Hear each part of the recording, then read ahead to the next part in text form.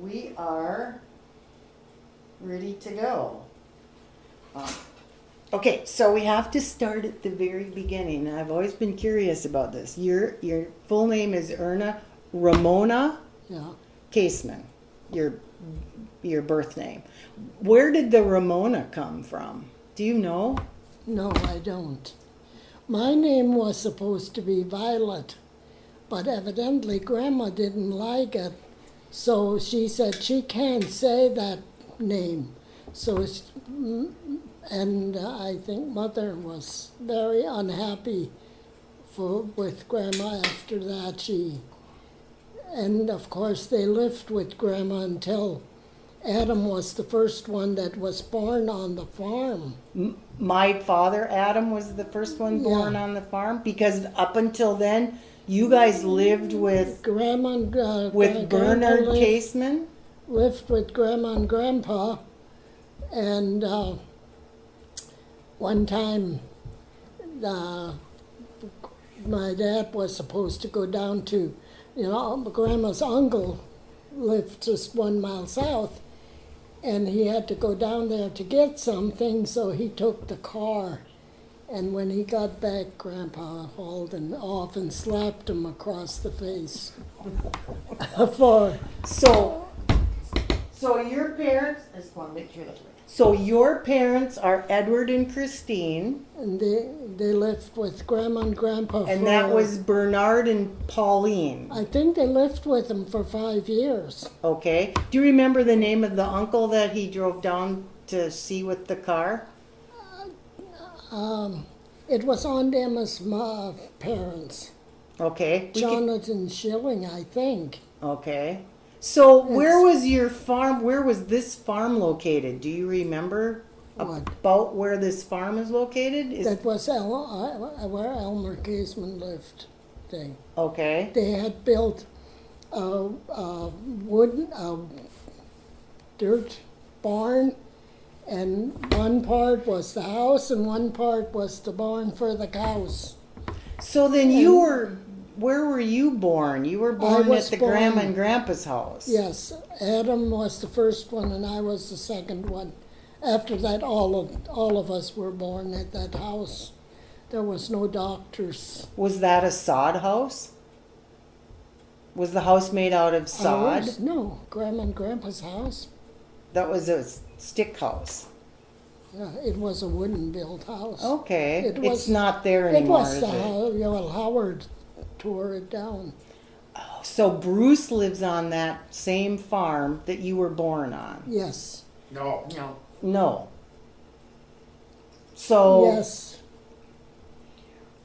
Bruce, you were born with the grandpa and grandma's house, you said. Where Yes. Elmer Case. Where Elmer Case No. That was my grandparents. Yeah. My parents' house was where Bruce lives. lives. Right? Adam was the first one born there, and I was the second one. Okay. So my dad was born with your grandpa and grandma's house. Yes. Okay. And then they moved. Where Elmer Kaseman Bruce lived. lived. That's right next to Bruce's, actually. And Grandma lived after my grandpa died. Grandma lived with Uncle Albert's, and they had Darlene kind of laid, and Grandma took charge of her. And one day, Grandma walked over to our house, but then she stayed until Dad came home, and he all took her home. Oh, God. Okay, we can straighten this out somehow, right? Right, you guys will help me. Is there somebody's gonna have to draw a map for me so we can find these places, or maybe there's an old plat map or something. There's a graveyard out there, or there are some people buried out there on those Our two church, farms, right? yeah. And your church would be. Our church was, here's Uncle Albert's farm, and it's just a little like this. That's where the church was. Is it St. Andrew's or the first Lutheran church that was St. built? John's. I don't St. know which John's? one. St. John's. St. John's. Okay. I don't remember a lot Yeah. of that stuff. It's so long ago. So, but you do remember, like, you grew up on that farm, right? Like, you Yeah. guys didn't move to town till probably after you were married? Oh gosh, they didn't move to town. They moved. Grandma and Grandpa moved to town in 1958. 2 years after I moved in there. So tell me something then. Did you have cattle growing up or dairy cows? We had everything. We had sheep and cattle and pigs. Every spring, Dad would put a little pig. The pigs were usually born in around February, I would say. And he'd butcher a little pig when they got to a certain size. And when that meat was gone, by then the lambs were big enough. Then he'd butcher a lamb. And by the time that was gone, we had baby chickens.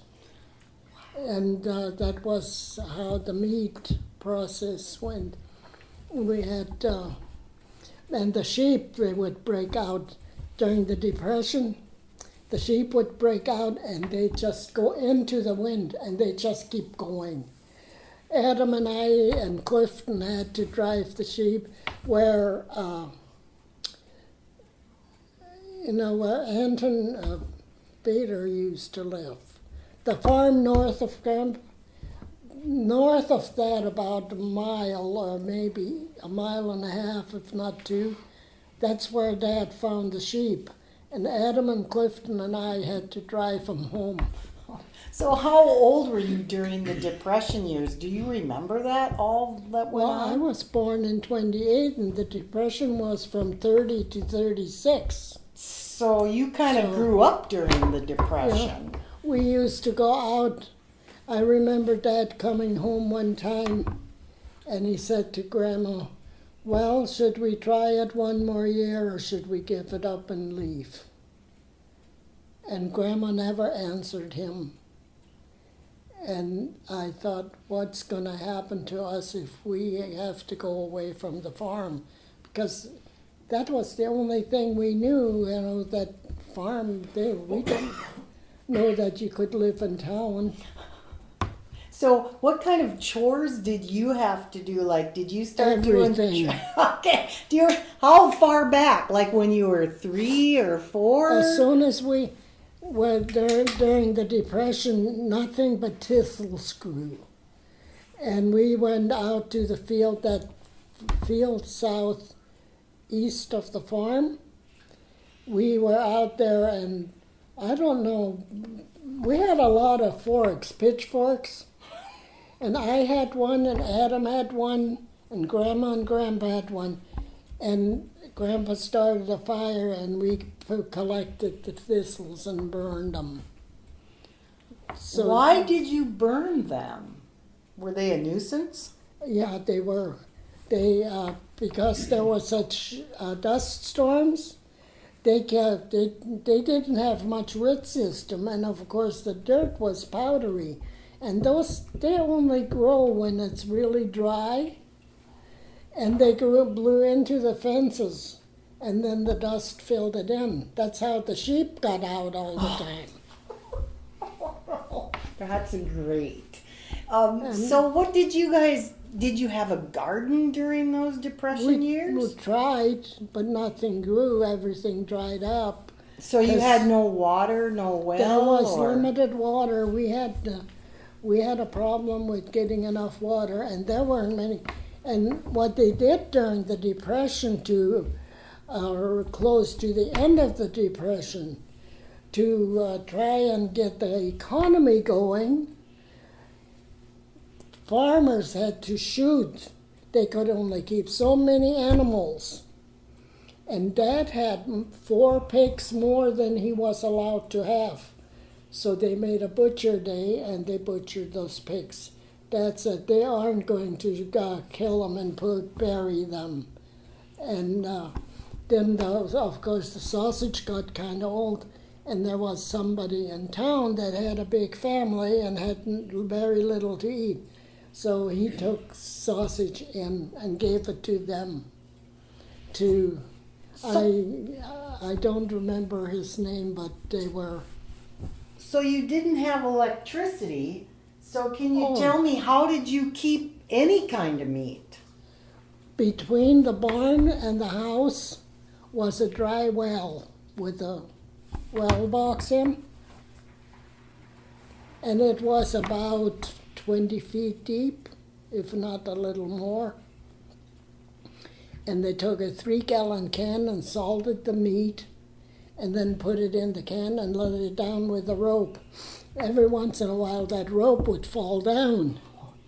So the littlest kid would get a rope put on his and let down to pick that rope up and so he could get the meat. Gosh. And so what about like milk? So you would have had dairy cows, right? Oh, yeah. For milk? We milked cows. I don't know. I don't remember how many cows we had to milk, but every morning the milk was brought in and heated up to boiling point. And I used to get such stomach aches when I ate cereal with hot milk on it.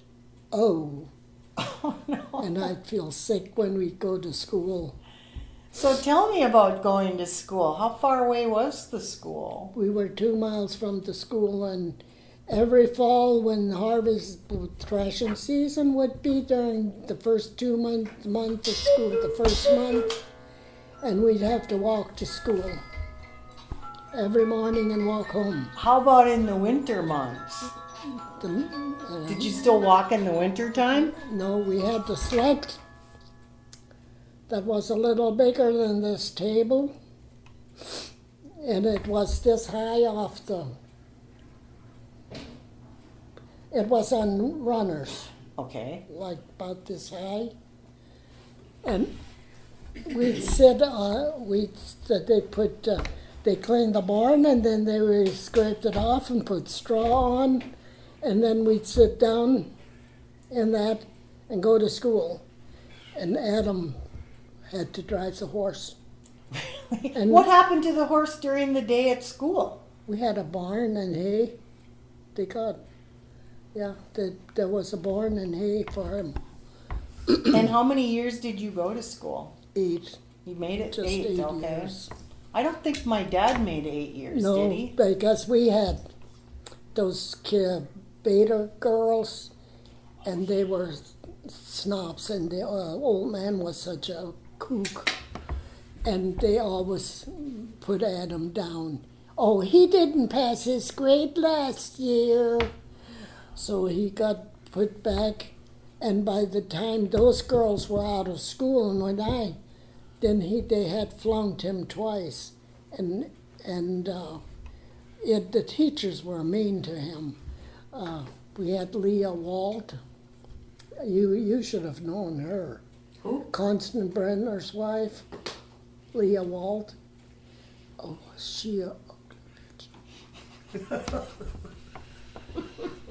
Yeah, I know who that is. Yeah. She walked. If Adam sat and had his hands on the desk, she walked by with the ruler and whacked him for no reason at all. And our parents were so strict, so we never told them what a bitch she was and what she was doing. And this one time we were doing tests, and I always studied. I knew my stuff. And there was Ruth Wiest, Mildred Bader, Marvin Schilling, and Adam, and I. I was always either in the grade behind me or the grade ahead of me, because I was alone in a class. There was no other kids my age. And I had studied, so she had us sit over off from the side, and they'd go on, what's the question to that? I'd give them the answer, and we all got really good grades that day. test. And that was the only time I ever cheated. Of course, I didn't cheat, but I helped the others. So did you speak German at home all the time? Oh, yeah. Yeah. But not at school, right? No. None of us could speak English when we started school. I don't know how evidently we picked it up fast. And I like to read. I always do. We had just a few books in the library at school that we could take home and read.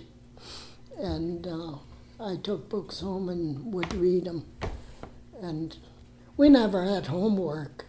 We just, there was one teacher for all the classes, and she'd have a class, the classes were on, and while the other had their class, you did your homework. You did your arithmetic for the next day, read your lesson, and studied, memorized your poems. We had to memorize poems that were a mile long, like Only God Can Make a Tree. We had to memorize the whole thing.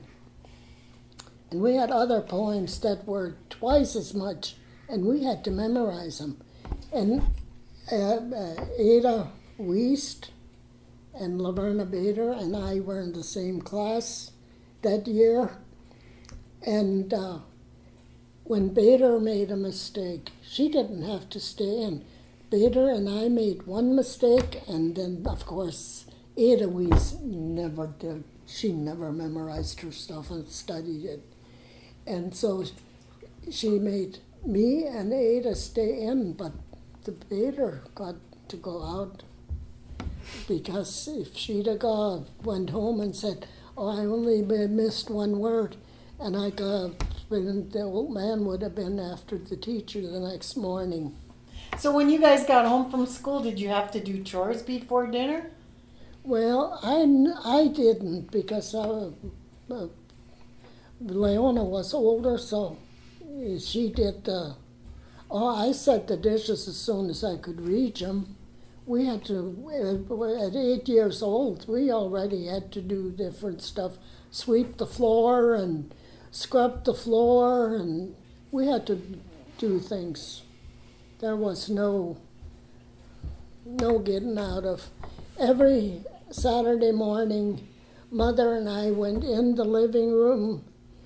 I had to dust the spare bedroom, and Mother did her bedroom.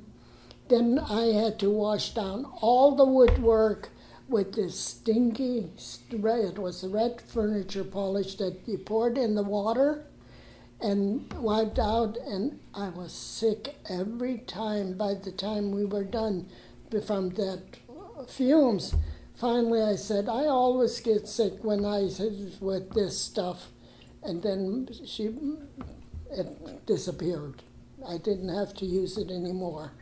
Did you get to do any cooking? Like, did you have to help with the cooking at all? Mother said one time I'm supposed to go cook today. Leona jumped out of her chair and said, "If she cooks, I'm not eating." Oh no! So tell me what. So I never cooked. What kind of like, especially during the Depression and stuff, if there was no garden and just. What did you guys eat during the Nipple Depression? and dried bread. And when Grandpa was in town, we had this big butcher buckschießel upstairs. It was sitting, if you went upstairs, there was no railing, and it was sitting here, and it was high, so the mice couldn't get into it or anything else. And every time there was dry bread, it wasn't thrown out. It was up in that pan. And when Grandpa was gone, we could take coffee and put sugar in our coffee, and we dipped this hard bread in the coffee. That was our meal. So when you said Grandpa was gone, you mean like just out of the house doing chores? I don't know where he went, but he left after the chores were done in the morning. He was gone. Oh, interesting. And he later, and when after the Depression, when it got better, he was in town playing pool. So who was plowing up your fields? While Well, he he was in stayed town? when the fields when there was work to do. He was home. Oh, okay. So, and tell me, what kind of farm crops did he plant? Everything. Wheat or Everything. Millet for the chickens. We had millet for the chickens, and when Dad brought the eggs to town, people knew that he fed his chickens millet, and the people bought those eggs. They wanted those eggs. And then we had oats and barley and sugar cane and corn, and it was everything. And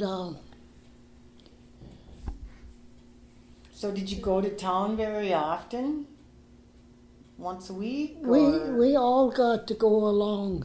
One kid would be allowed to go along to town, and we'd get a nickel, and a nickel bought a bag of candy this big.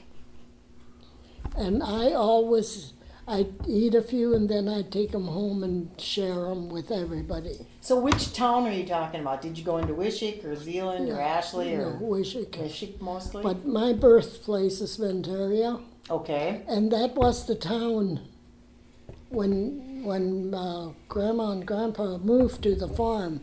That was the town they went to. Okay. And the mail came from there. And this one day, Art was getting the mail, and the mail carrier came, and the mail carrier said, "Has your dad shot any deers lately?" And Art, of course, didn't know any better, so he said, "Yeah, he's got one hanging in the barn."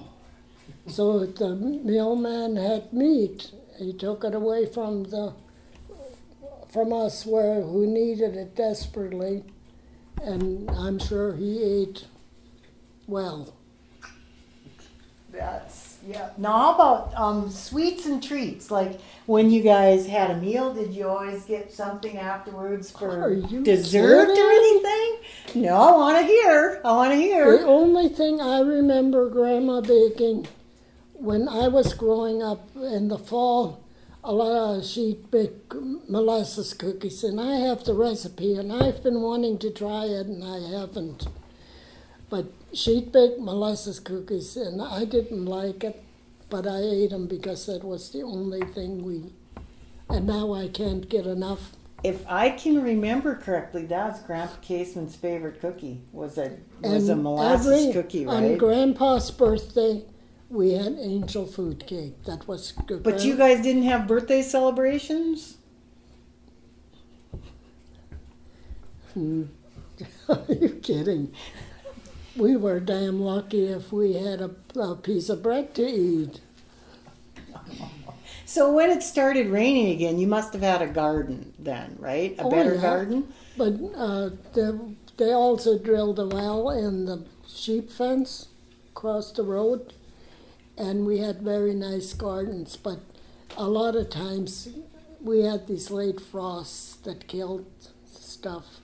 But we had sauerkraut, and Grandma always made the beans. We had green beans, and she made them pickled. I didn't like them at that time, but Cheryl made some and has a recipe that are pretty good. And then we have carrots, and we always had pickled beets. But the beets, for some reason, grew well. And we always had pickled beets.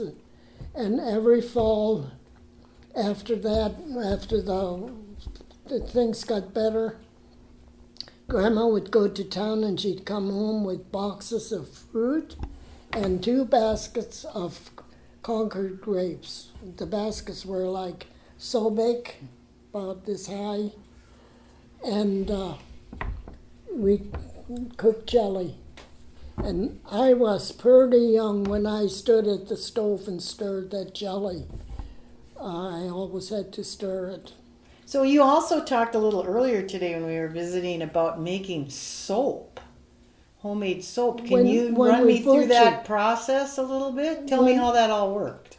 All the scraps from the meat that couldn't be put in the head cheese or the liver sausage or the regular sausage, was put in a pile separate away.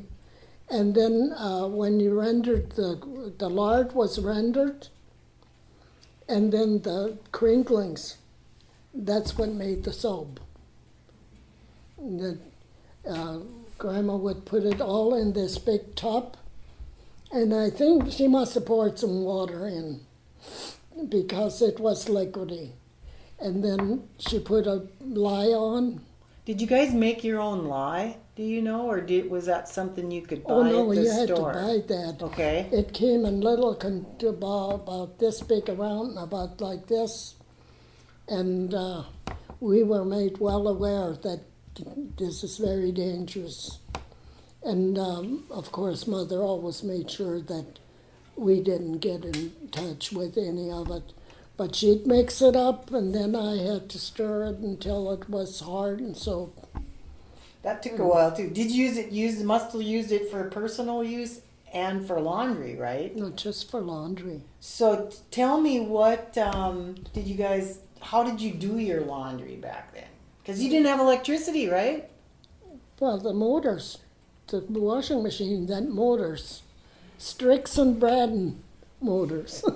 Gasoline engines. Mm-hmm. What the heck? Did you know that? I didn't know that. They're called hit and miss motors. Because they don't always work? They're like a 1-cylinder or 2-cylinder motor. And when you started them up, they went boom, and then they hit. And every so many revolutions, they would build pressure in the piston, and then there was a electrical device on there. I forgot what it's called, and that would put a spark in there, and then it would swing the motor again. Did you do this in And the there- house with the gasoline motor? In the house? Wasn't it Well, stinky? the washing machine was in the basement, and the back window on the basement was about this big. And Adam and I pumped the water and carried it, and Leona was down the basement. They put the cook stove down there. But before that, it was in the entry. You know, the house had a big entry. That's where the washing machine was. Then we'd carry the water in and put it on the cook stove and heat it up the next morning, and then it went in the washing machine, and all the laundry was washed twice. It was washed, and then the clean water, when the water got really dirty, it was dumped, and then the fresh water was put in, and then it was washed again and rinsed, and then it hung out. I had to hang out the clothes in the winter, and it was so cold. And Leona sat in the kitchen. She didn't have to go out and help hang up the clothes. And pretty soon my fingers were cracking from the cold. And so then we put in ropes upstairs on that south side, and we'd hang the clothes up there. Then she came and helped hang up the clothes. So you mentioned cracked fingers, which got me to thinking, did you know any bro healers back then? Do you know what that is? The healers? Well, yeah. Oh shit. Jerry Rudolph's my grandmother did, Mrs. Reich. And Melvin's mother-in-law, Edwin Reich's mother did it. And then there was a doctor that was married to one of the Schwind. They lived in Venturia. He did it, that I know of. Did you ever have to go to see one? A healer? I took Cheryl, and we were told we should have stayed home. Cheryl was really sick, and she had that rash, and we went to him to see if he had something that we tried everything for her, and nothing worked. And then one day the Brandners that had the bar, Mrs. Brandner was Grandpa's stepsister. Okay, yeah. And she said when Constant was little, he had that, and they used cutie cure ointment and soap. So I finally, out of desperation, bought that and put it on. Every morning at 6 o'clock, I was up giving her a bath and cleaning her up. Otherwise, she would be one bloody mess because she'd scratch and itch. And I put that stuff on her, and we went out to do the milking. I came in, and she had pulled, and her scabs all slid off. So I gave her another bath, and all that came off, which was not a good idea. I shouldn't have put water on her. But then I put that, and that's how I cleared it up. Interesting. But she did have a problem when she was a teenager, and she used that stuff too. But after she outgrew it, she hadn't had any problems with it. So can you tell me a little bit about like what holidays did you guys celebrate when you were young? Christmas and Easter. That's it? No 4th of July? Oh yeah, every 4th of July, and folks would go during the day, and then in the evening, Grandpa would come home and get us. We'd go in, and then he'd buy a sausage from Hare's and a loaf of bread, and we'd sit by the car and eat it. That was our supper. And I think we looked forward to that the most of anything at the July. And then I don't remember how much. We got a little bit of money, but maybe a quarter.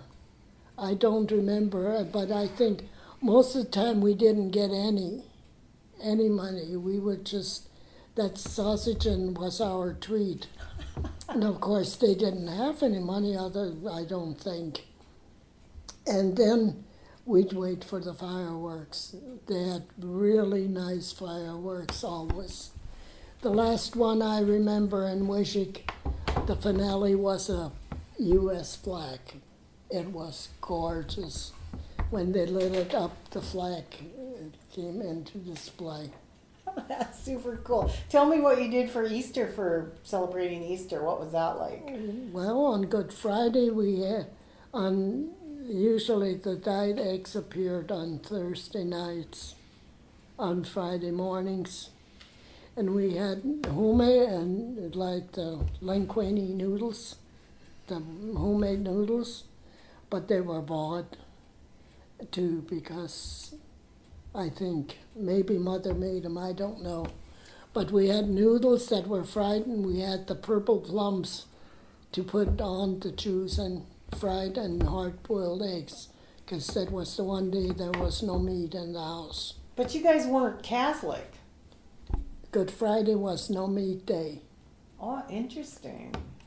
And then Saturday is a no holiday, but then what happened on Easter Sunday? Church. Tell me about church when you were a Just- kid. Just church. So was it the country church? Yeah. Yeah, that you went to?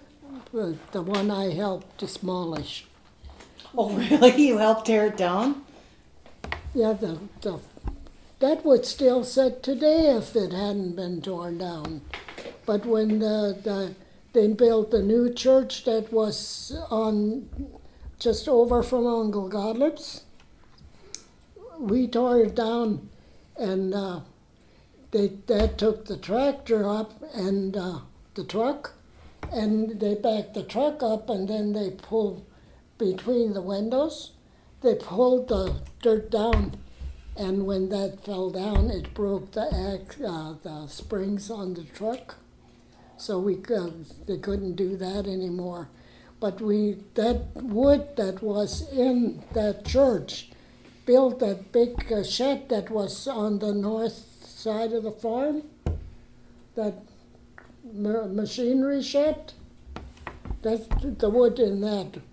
There was that much wood in that building to build that shed. And how about Christmas? What kind of Christmases did you We have? had Christmas Eve services. There was candles, and there was always two men that lit the candles and watched them so that they didn't start a tree on fire, and we get these little bags of goodies, and that's all we had. We never had any gifts at home or tree, but I must have been about 12 or 13 when Dad came home and had a tree and a few ornaments and candles, and they lit up the candles once.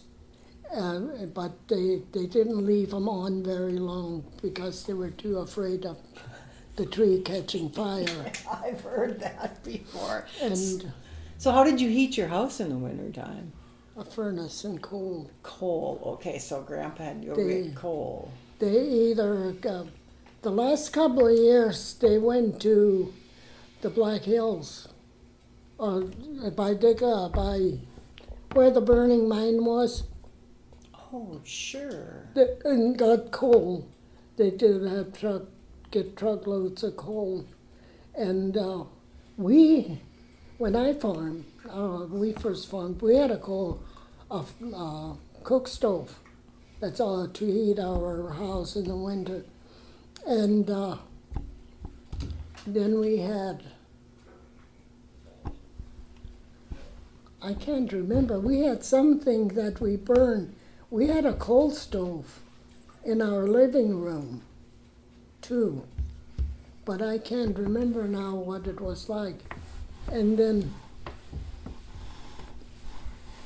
we got my folks got us a gas stove where we used gas in the living room, but the kitchen, the train would bring loads of coal and farmers would line up, and who got there first got loaded up, and if you got too late and the coal were gone, tough, had to wait till the next load came in. God dang. So do you remember anything about Grandpa bootlegging, driving bootleg whiskey? Do you know anything about that? Just one time, Manuel Bingendorf and him went to California and got a truckload of wine. I don't know that Grandpa had anything to do with it. He just went along for the driving, and he had a gallon of wine and it sat in the spare bedroom on the floor below the bed.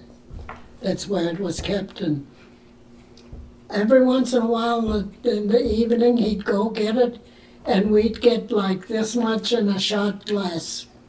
And he said, if you give it to them when they're little and they get used to it, they won't drink when they get old. Did that work? I don't know if it worked or not, but Leona evidently. My dad, maybe. I think it backfired, to be quite honest there. Yeah. So what do you remember about, is there anything that stands out about your dad that you just, like, was he Dad was not liked very well, but if somebody had a problem, he was the first one there to help. And they were so prejudiced against Catholics that Adam got told one time at the breakfast table that to stay away from those Catholics. And then this family had a retarded girl that something happened to her when she was born or was born and in those days there was no dry cleaners. You bought this gasoline stuff, high test gasoline is what it was. And then you washed your clothes and you hung them on the line and let them dry, the suits and everything. And this lady was canning, and she was washing clothes, and on the steps, you did it outside.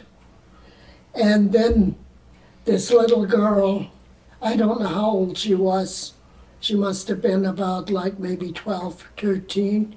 She took that can and walked in the house, and the stove was on with the canner, and it exploded, and the house burned down, and the girl burned in the house. And they built a new house. Dad, well, I think he gave his last $5 to those people to build a house. Oh, that's. So what happened, like, on the farm, speaking of accidents, like if one of you guys got hurt, did you go to the doctor? We didn't get hurt.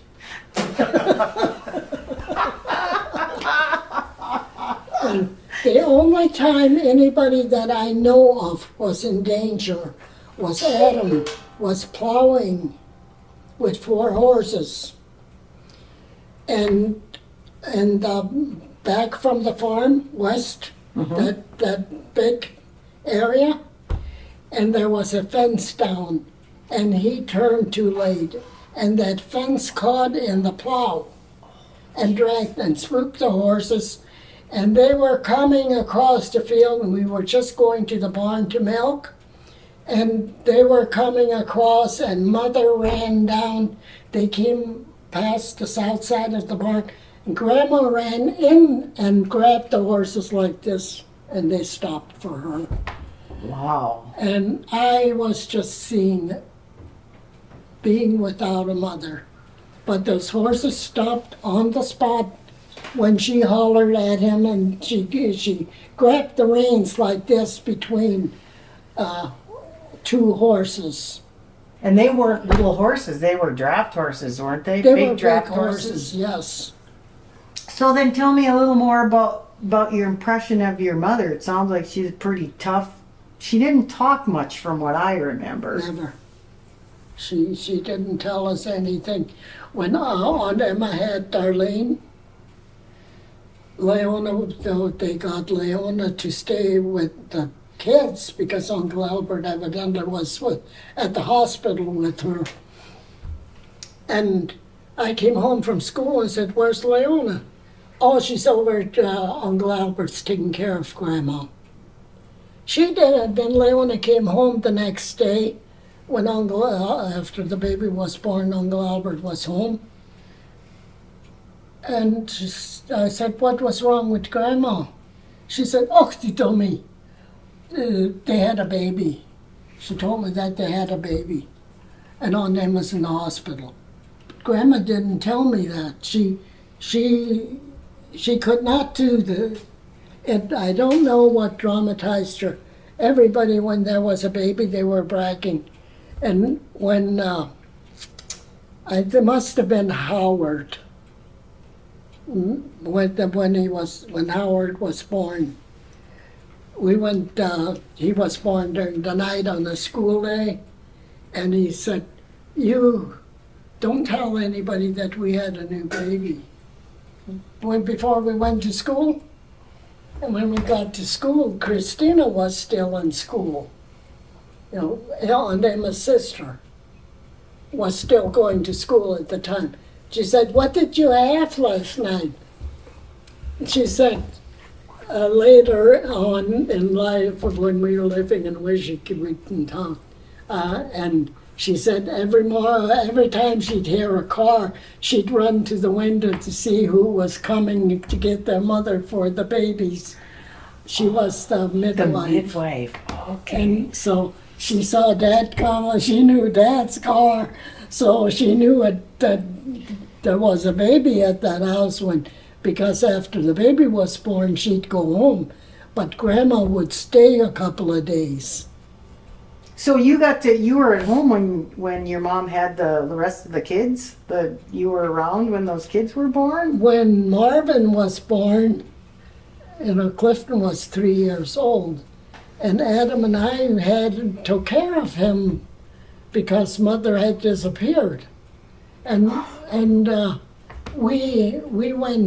we were outside playing, and then we came in and Clifton fell asleep. And he was still sleeping in the cradle. And I wanted to take him into the bedroom, put him to bed, and then, because I always had to take care of the little kids. Mm-hmm. That was my job. I raised Eddie and Howard totally.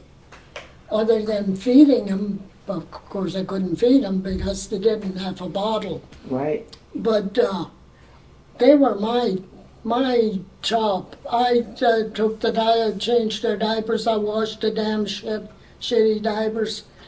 And then when Eddie was weaned from the breast, Grandma said to Leona, "You sleep with him tonight and you'll get a new dress." I washed the shitty diapers for years. I never got a new dress or anything, but she got a new dress. And I thought, well, why don't I get one?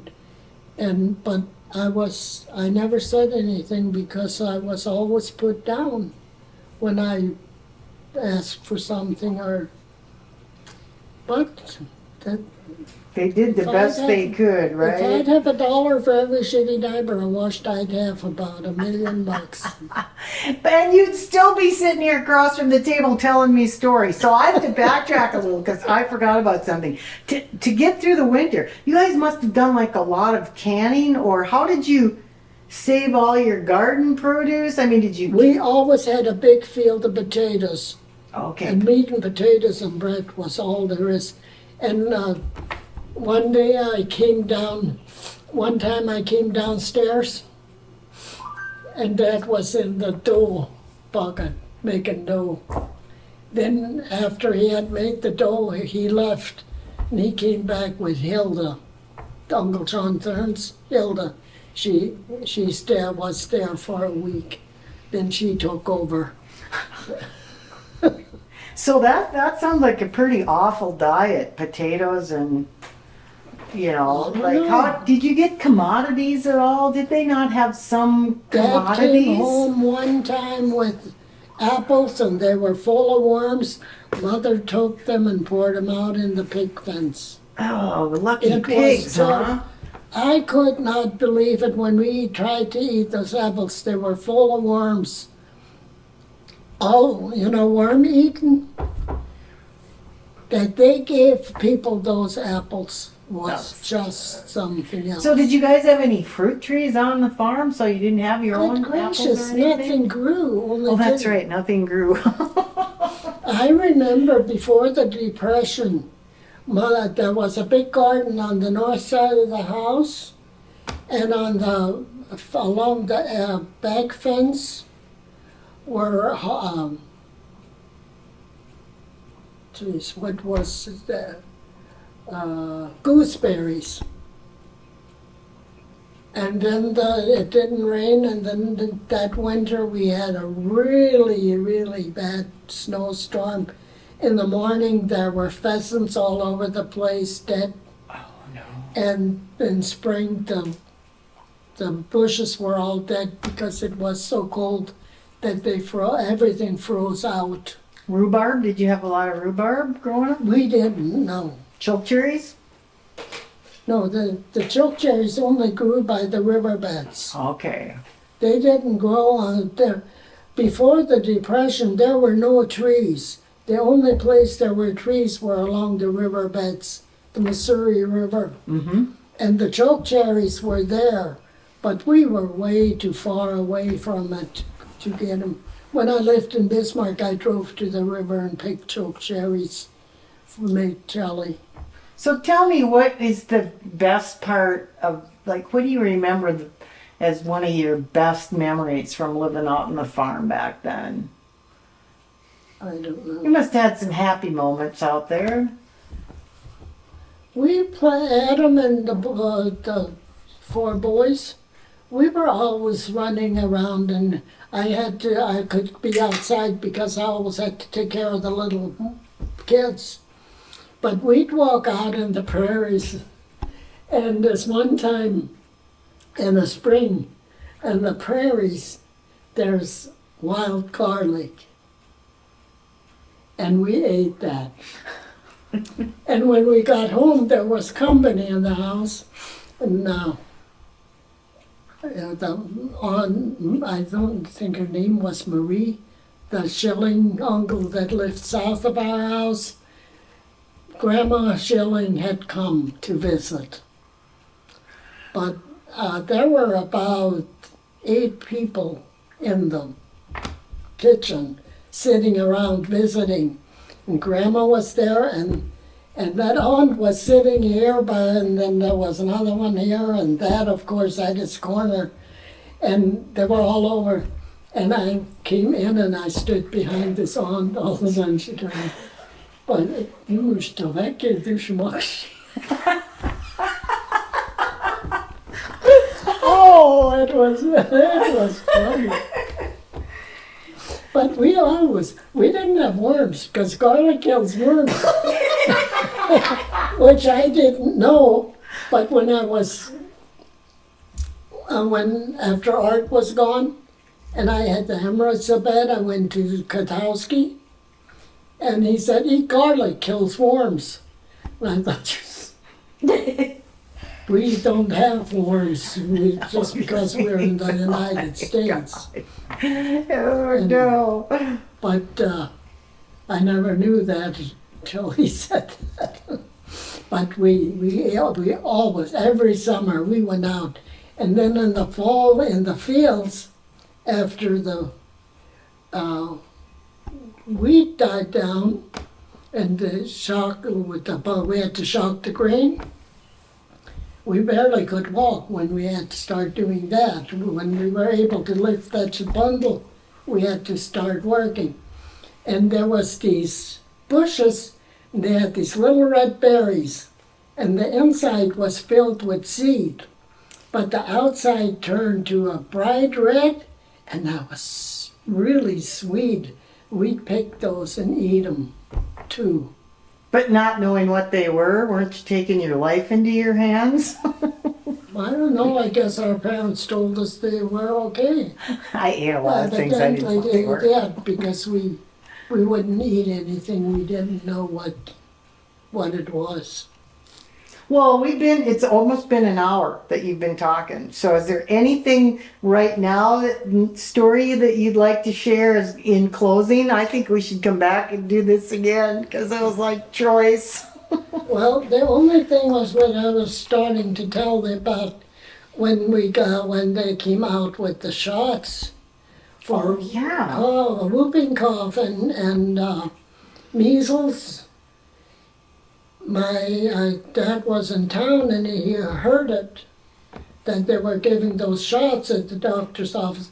He came home and he told Grandma about it, and he said, get them ready, I'm taking them to town. Of course, we went the way we were, dressed. I mean, we weren't that dirty. I mean, you'd put on, we had the same clothes on all week, because we only had 2 sets of clothes. When the women's dresses got too shabby for wearing, cut out the sleeves and the neck a little bit, and that was our slips. Oh my We'd God. wear those under the dress. You always wore a slip and then a dress. So did Grandma sew your clothes? She sewed your clothes. Yeah. You used flour sacks and. They were not very fancy. Grandma she knew how to do things, but the one thing she could not do was sew dresses. And at 16, I was 16, I think, and I made my first dress. And Grandma showed how to cut gorse, and I had this beautiful red material, and I made my Christmas dress, and it had cuffs and long sleeves, and a collar and buttons down here, and a belt, and it turned out I had the prettiest dress in the whole church. You're very good at that, though. You're very good at sewing and knitting and all that stuff, aren't you? Like, you picked that up. Well, I don't know if I'm good at it, but I can do it. I think you're pretty good. So did Grandma knit and crochet when you were growing up? She could take if somebody had a doily, she could copy it.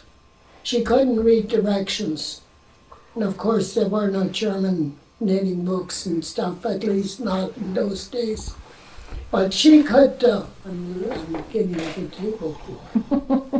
We all talk with our hands. In those days, there were no knitting books. And she looked at pictures and could crochet and knit stuff. And she knit that doily that was on the baptismal table in church. And I don't know whatever happened to that, but I Yeah. think Clifton Salome has it. We're gonna find it. This is one that Grandma Meitinger had on her sewing machine too, that I'd give my eye teeth to Yeah, we're find. looking.